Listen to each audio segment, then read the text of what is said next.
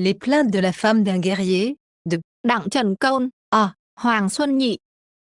non, elle a tout oublié, pour ne songer qu'au départ de son époux. Un autre dieu que celui de la guerre l'inspire, lui dit de touchant adieu et baigne ses yeux de larmes. Tant il est vrai que les tourments de la plus courte absence passent les forces des amants. Ces vers de Catulle auraient tout aussi bien pu être écrits dans le Vietnam des années 1740.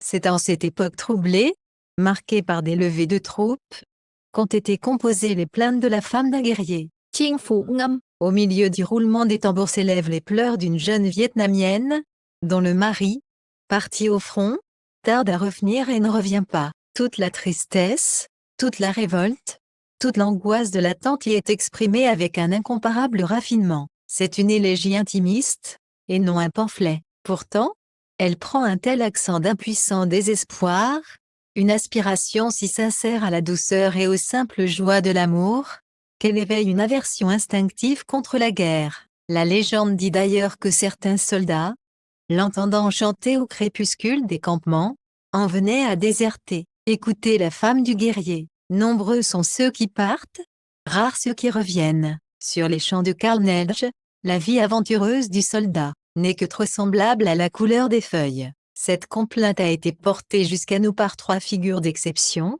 réunies par-delà les siècles, un poète originel, une traductrice de génie et un intrépide passeur francophone. Đặng Trần Côn. Le poète originel. 2. Đặng Trần Côn. Les annales ont gardé l'image d'un lettré absolu, alors qu'un couvre-feu s'était abattu sur la capitale. Thăng Long. L'actuel Hanoï.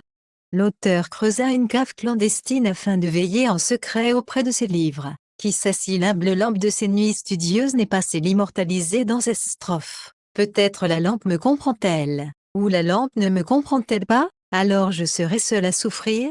Les meurtrissures d'un pays alors déchiré entre les seigneurs du Nord et du Sud prêtèrent à son poème, écrit en chinois classique, une justesse terrible. On le lut et on l'admira jusqu'en Chine. Et quelques-uns, effrayés par la fulgurance d'un tel talent, s'exclamèrent « Toute son intelligence se manifeste dans ce long poème. L'auteur vivra encore 3 ans tout au plus. » Funeste et véridique prophétie. Đặng Trần Côn. S'éteignit 3 ans plus tard, acculé, murmure-t-on, au suicide.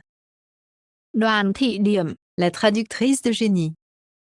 L'œuvre, en dépit de sa valeur, ne se serait peut-être jamais répandue parmi le peuple, n'eût été sa traduction en langue nationale par an. Đoàn Thị Điểm. Surnommée Hồng Hà. Reflet rose ou nuage rose. Sa version résolument féminine, inspirée, si j'ose dire, des orages de l'âme, se hissa au rang de création, faisant même quelquefois oublier l'original de Đặng Trần Côn. pourtant déjà admirable. C'est dire à quel point la poétesse possédait à la fois tous les secrets de la langue chinoise et de son parler natal.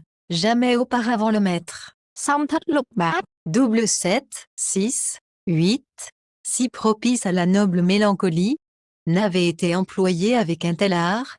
Chaque mot est une larme, chaque vers un sanglot, du cœur. Et il s'agit d'un cœur en flamme, d'un cœur en tempête, d'un joli petit cœur de femme blessée à mort par la flèche diabolique de l'amour, et de l'amour le plus sérieux, l'amour conjugal. Hoàng Xuân Nhị. L'intrépide passeur francophone.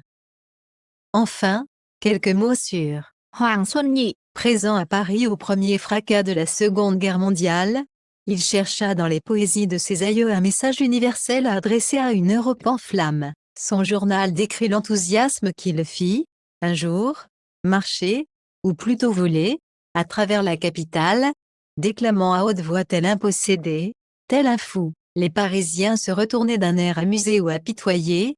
Les pauvres, pensait-il, ils auraient été transportés et auraient oublié la tristesse infinie de la guerre, s'ils avaient eu seulement une goutte de mon grand bonheur. Pourquoi arrêta-t-il son choix sur les plaintes de la femme d'un guerrier? C'est qu'elles étaient inscrites en son sang même depuis le berceau. Orphelin de bonheur, il avait trouvé dans les larmes infiniment précieuses de cette femme noble et si pitoyable, cette Marianne Alcoforado d'extrême Asie, une affection maternelle. La traduire, l'interpréter, c'était réaliser un rêve humaniste, noté dans son journal à la date du 25 décembre 1940, Une synthèse originale, vivante surtout, de deux humanités, de deux mondes, de l'Orient et de l'Occident. C'est ce que j'ai résolu d'être, c'est ce que je m'efforce d'être, c'est ce que je suis en train d'être. Paris magnifiquement tenu. En témoigne l'accueil réservé à sa traduction, que Robert Brasillac salua en ces termes élogieux. M. Hoàng Xuân Nhị, A su rapprocher de nous, son pays. L'homme est d'un bout à l'autre de la planète, et, à lire les méditations sur la fuite des jours ou sur la guerre, sur le plaisir d'aimer, sur la mort, je pensais tantôt à Catulle, tantôt à Homère, tantôt à Corneille, à Mallarmé, à Valéry. Il est beau de nous rappeler ces noms, il est beau de savoir unir deux cultures aussi dissemblables d'apparence, et, sans vouloir faire de mélange impur, de les aider à se comprendre.